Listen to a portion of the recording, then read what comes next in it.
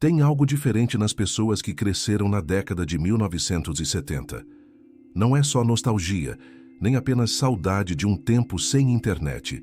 É como se essa geração tivesse sido treinada, sem perceber, para desenvolver um tipo de mente que hoje parece quase rara, mais resistente, mais criativa, mais adaptável. Talvez você tenha vivido isso. Talvez seja exatamente de você que a gente esteja falando. Imagina a cena. Você é criança, acorda num sábado de manhã, toma café e a única orientação que recebe é algo como vai brincar e volta antes de escurecer. Sem rastreador, sem mensagem a cada 10 minutos, sem grupo da escola no celular avisando onde está cada criança. Era só você, a rua, alguns amigos e um mundo inteiro para explorar com a própria cabeça. Naquele tempo, a infância não vinha com manual de instruções. Você inventava o manual enquanto vivia. Você e sua turma passavam horas criando brincadeiras com o que tinha. Um pedaço de pau virava espada, uma calçada rachada virava linha de chegada, um terreno vazio virava campo de futebol, castelo, guerra espacial.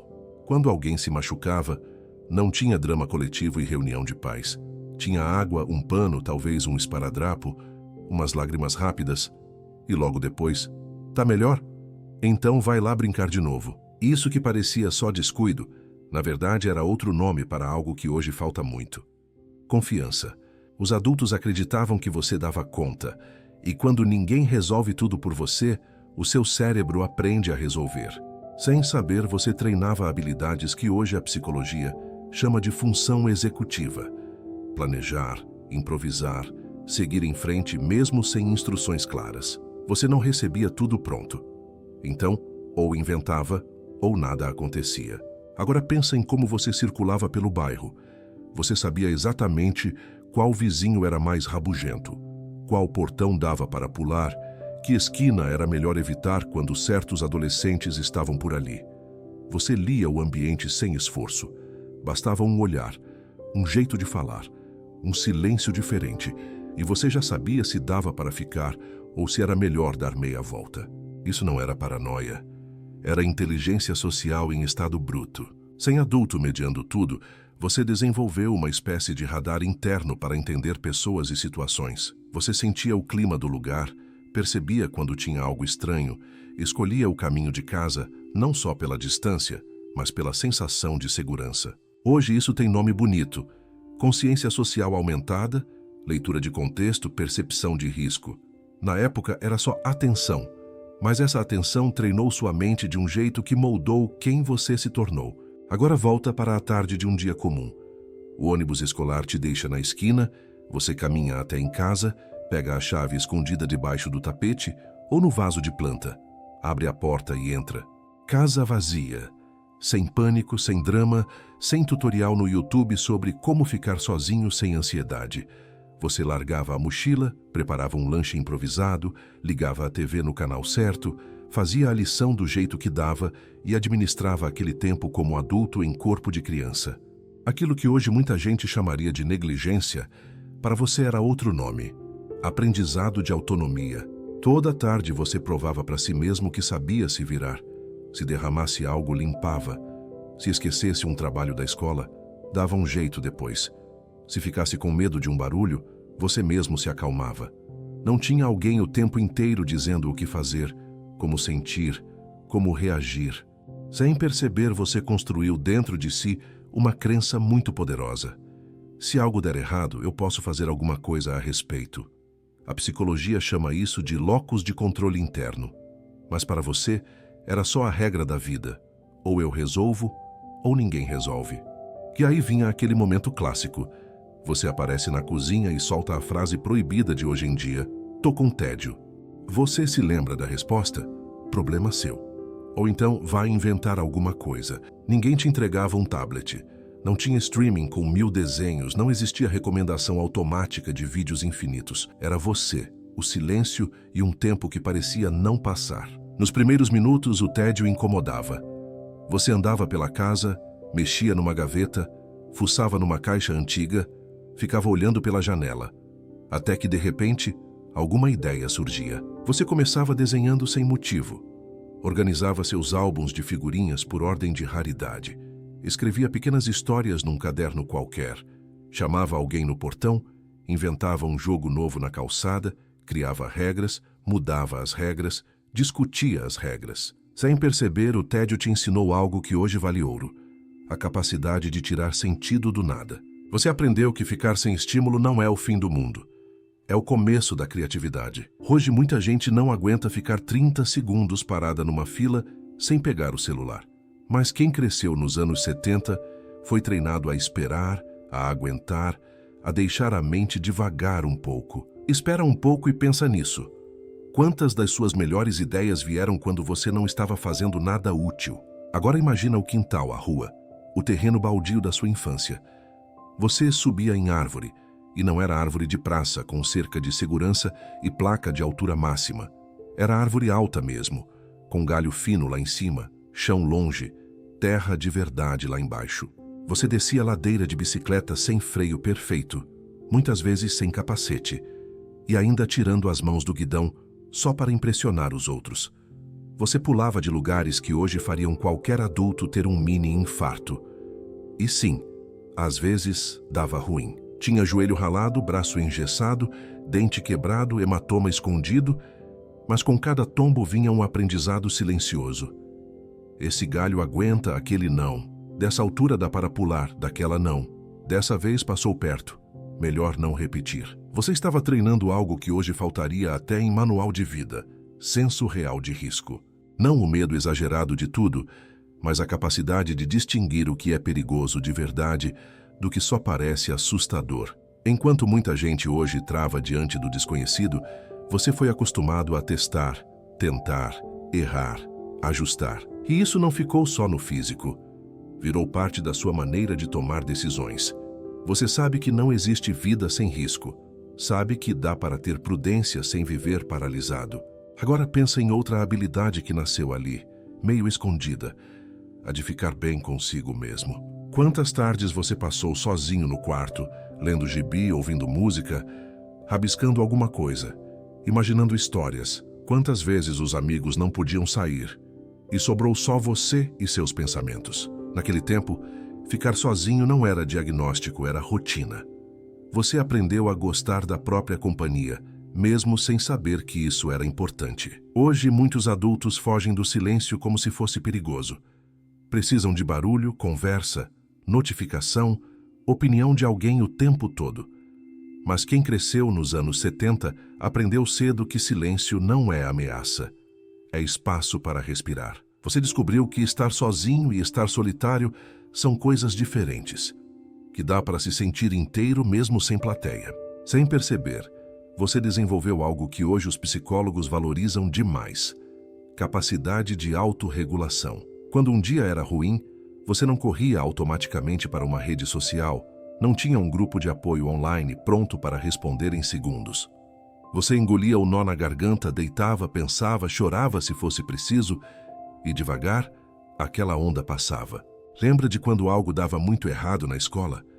Uma prova que você foi mal, uma bronca injusta, uma briga com alguém importante para você. Você chegava em casa carregando aquilo. Mas não tinha como mandar 300 mensagens seguidas para alguém desabafar.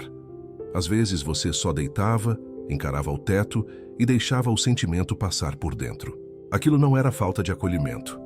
Era um treino duro, silencioso, de aprender que emoção é movimento, não prisão perpétua. Você aprendeu que dá para se sentir péssimo num dia e melhor no seguinte, que nem toda dor precisa ser explicada na hora, que nem sempre alguém vai entender o que você sente. E mesmo assim, você segue. Quando adulto, isso vira uma força enorme. Você não desmorona no primeiro não. Não precisa de validação constante para continuar andando. Você sente, processa e segue. Agora vamos falar de algo que moldou profundamente sua cabeça: esperar. Você lembra de acompanhar uma série na TV e ter que esperar uma semana inteira pelo próximo episódio? Aquela sensação de ver um final cheio de suspense e saber que não existia opção de maratonar tudo em uma noite. Ou dava para esperar, ou você simplesmente perdia. Isso se repetia em tudo: a festa de fim de ano que parecia nunca chegar, as férias escolares que pareciam um sonho distante, O brinquedo que você queria e levava meses para juntar dinheiro, ou esperar o aniversário ou o Natal. Você foi educado todos os dias em algo que hoje é luxo, a arte de adiar a recompensa. Você sabia que as melhores coisas não vêm na mesma hora em que a vontade aparece. E justamente por isso, quando chegavam, tinham outro sabor. O presente não era só um objeto. Era a prova de que você conseguiu esperar. O encontro com o amigo não era só mais um. Era algo planejado, combinado, esperado. Hoje, com tudo imediato, esse tipo de treinamento quase desapareceu. Muita gente desaprendeu a suportar a frustração de não agora. Mas quem cresceu nos anos 70 carregou para a vida adulta um tipo de paciência que não se aprende em curso. E onde tem espera, tem mais chance de escolha consciente, não só impulso. Mas vamos ser sinceros, a vida não foi feita só de conquistas. Teve dia em que você errou feio, caiu na frente de todo mundo, esqueceu fala em apresentação, fracassou num jogo decisivo, tirou nota baixa depois de realmente ter tentado. E o que aconteceu depois? Na maioria das vezes, nada de extraordinário. Talvez um comentário duro, talvez um conselho rápido, talvez só um paciência, da próxima vai melhor. Não tinha manual de como proteger você de qualquer sentimento ruim. Você lidava com a dor, sentia vergonha, ficava em silêncio e alguns dias depois tentava de novo. Cada pequena frustração dessa foi construindo dentro de você algo que hoje está cada vez mais raro: resiliência. Você aprendeu que errar dói, mas não mata. Que perder faz mal, mas passa. Que não ser o melhor em tudo não significa não valer nada. E isso, no adulto que você se tornou, aparece de várias formas. Na capacidade de recomeçar depois de um problema financeiro. Na resistência para segurar firme em relacionamento, trabalho, família, mesmo quando as coisas não estão perfeitas. Na decisão de continuar tentando, mesmo depois de uma sequência de decepções. Agora pensa nas suas antigas turmas, nas brincadeiras de rua, nos grupos da escola. Não tinha adulto separando briga a cada 5 minutos. Quando alguém era excluído, quando dois se desentendiam, quando surgia um apelido que machucava, eram vocês que tinham que aprender a lidar. Você teve que descobrir sozinho como pedir desculpas, como perdoar sem ouvir a frase perfeita, como entender quando alguém estava chateado, mesmo dizendo "tá tudo bem". Você desenvolveu um olhar afiado para microexpressões, para tom de voz, para gestos. Sabia quando alguém estava triste, irritado ou distante só pelo jeito de jogar, de falar, de ficar quieto. Isso te transformou em alguém capaz de ler gente, não só palavras. Você aprendeu a notar o que não é dito. Hoje, quando você entra em um ambiente, percebe rapidamente quem está desconfortável, quem está dominando tudo, quem está só tentando evitar conflito.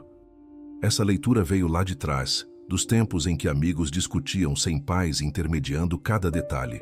E então chegamos em um ponto curioso. Muitos que cresceram na década de 1970, hoje são pais, mães, tios, avós. Você olha para as crianças e adolescentes de agora, vê um mundo cheio de tecnologia, riscos diferentes, medos novos, e sente, lá no fundo, um conflito. Uma parte de você quer proteger de tudo.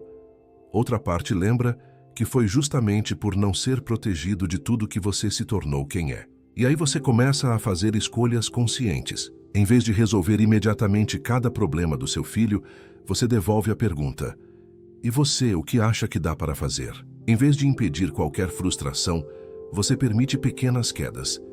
Deixa tentar, deixa errar, fica por perto, mas não substitui a experiência. Você sabe, por vivência própria, que excesso de acolhimento pode virar prisão, que tirar todos os obstáculos é roubar a chance de se fortalecer. Você não é perfeito, ninguém é, mas carrega dentro de si uma memória profunda, a de que você sobreviveu à rua, à espera, ao tédio, aos tombos, aos erros, e isso te construiu. A psicologia moderna começa a estudar tudo isso com termos técnicos, gráficos, artigos e teorias, mas no fundo, você já sabe o resultado. Você é a prova viva de que crescer com menos proteção, mais liberdade e mais responsabilidade pessoal molda um certo tipo de mente.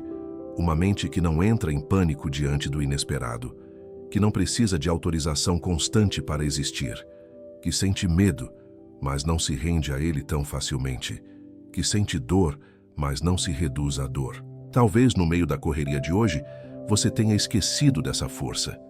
Talvez só precise de um lembrete. A criança dos anos 70 ainda está aí dentro. Aquela que se virava, que inventava, que caía, que levantava, que esperava, que aprendia na marra. Ela ainda sabe o caminho. Se esse vídeo te fez lembrar de alguma história da sua infância, de alguma lição que você só entendeu depois de adulto, compartilha nos comentários. Vai ser incrível ler o que essa geração viveu e como isso moldou quem você é hoje.